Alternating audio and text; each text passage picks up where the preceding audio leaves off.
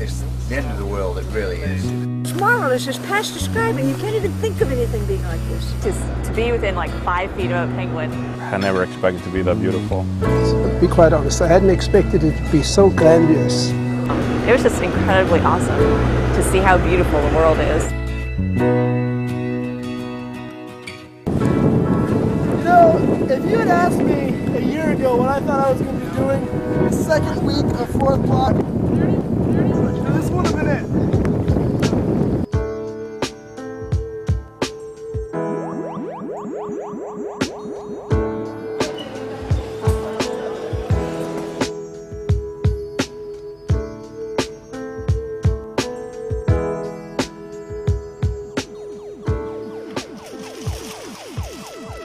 That is an Antarctic parka, if I ever saw one, which I haven't.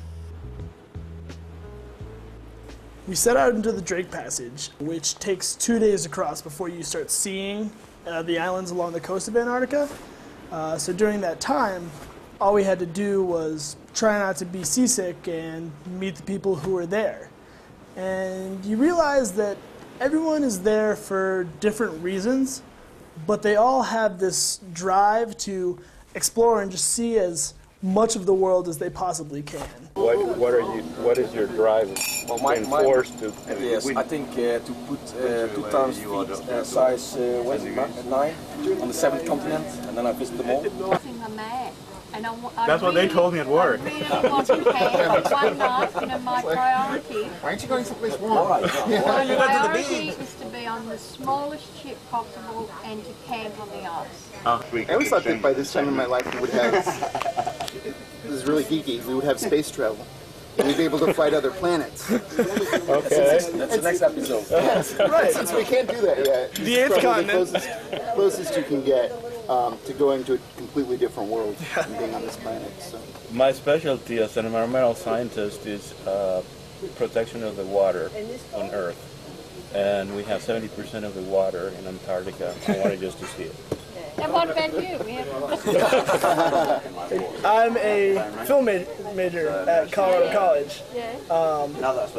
And my dad asked me if I wanted to come down here with him. He asked my mom and my sister too. They all have a different reason. That's very nice. It's not only to visit the 7th continent like I do.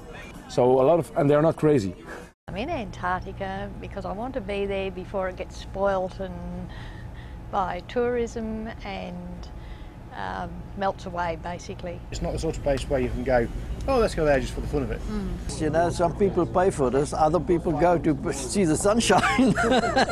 I'm under the impression that this ship, targets a segment of the population that is really cool. Everyone was really nice, and it was, a great time to bond. It's nice to be here with such a various amount of people, nationalities. The crew is Russian. Привет means hello. The staff is, I think, for more or less 3/4 Swedish. And I'm from Holland. You're from the United States. We've met people from Argentina. Not from, even from South Africa. So all over the world is located over here, and depending from student till millionaire. It was about 10 p.m. We had been in the Drake Passage for 2 days. We hadn't seen anything yet. And finally, this little island called Desolation Island comes out of the fog and the snow and this big storm. And the seas are all being whipped up by the wind. And the crew was like, okay, we're here. Let's take you guys ashore. It was freezing. The wind was blowing probably 30 to 40 miles an hour. It was just so quiet and white, and some people walked over by some rocks and the rocks started moving, and it turns out that they weren't rocks, they were seals. They had just been covered over by the snow just like everything else. Desolation Island was our first landing. That was the place that we saw our first penguins and any kind of seal.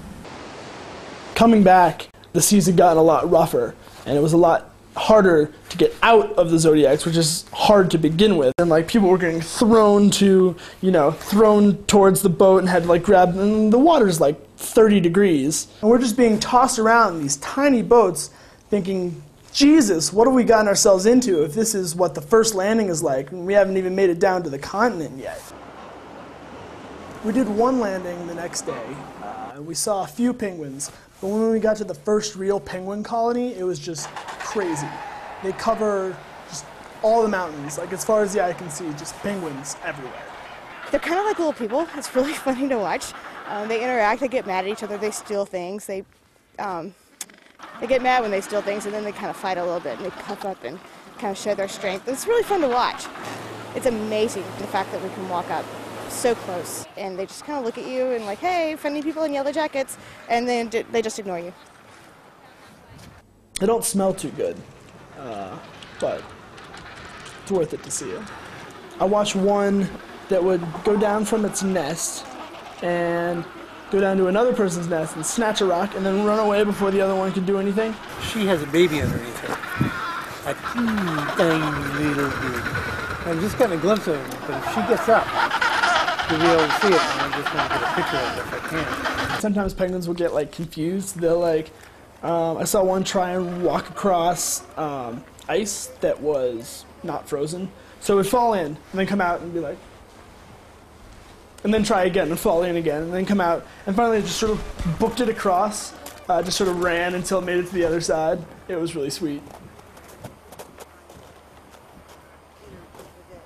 We left the penguin colony and we kept heading south along the coastal islands until we got to Deception Island. Deception Island is this flooded caldera of an active volcano, so it kind of makes this big donut. And there's this little inlet here that you can drive the boat into.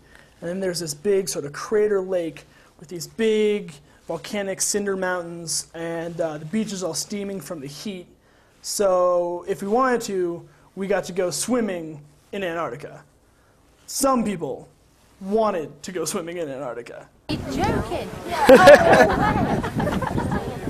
I don't know how you can't come to Antarctica and not swim. I'm thinking about it. Absolutely. What, am I? Yeah. Oh yeah. Are you? Really? Uh-huh. No way. What used to be done in the bad old days is people used to bring shovels and build yourself a swimming pool here. The water itself is not warmed at all by being there, because it just changes with the tide and whatnot. So the beach is warm. The beach is like 110 degrees, but the water is still 32.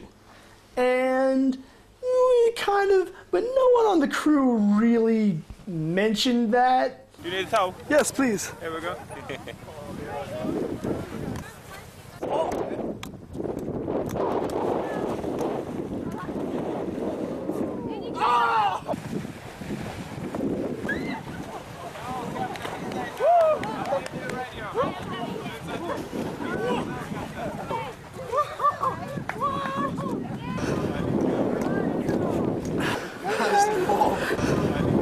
That's straight Scotch.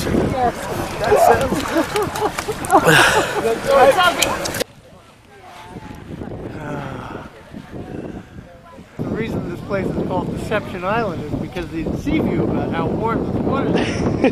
And they tell you because of the steam, it's going to be like a bathtub or piss or something like that. But you get in and it's not very warm. Finally, after 6 days of exploring the islands around Antarctica, we landed at Nico Harbor, which was our first landing on the actual continent of Antarctica. Here I am. Number 7, champagne. My name is Michel Prévost from the Netherlands, Europe, and well, Thursday, December 14th, we have reached the 7th continent of Earth. This is continent number 4. This is number 5. I never counted. 7. 7. 7. 7. Cheers. Yeah, you earned it, mate. To the bottom of the world. Bottoms up.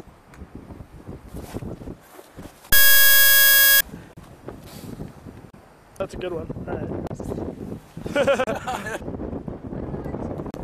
Exactly the hardest one to get to. You've already done now. Yes. You still got more to go? Fair play. Get them done soon. I'll see you in Sydney in about 2 years, yeah?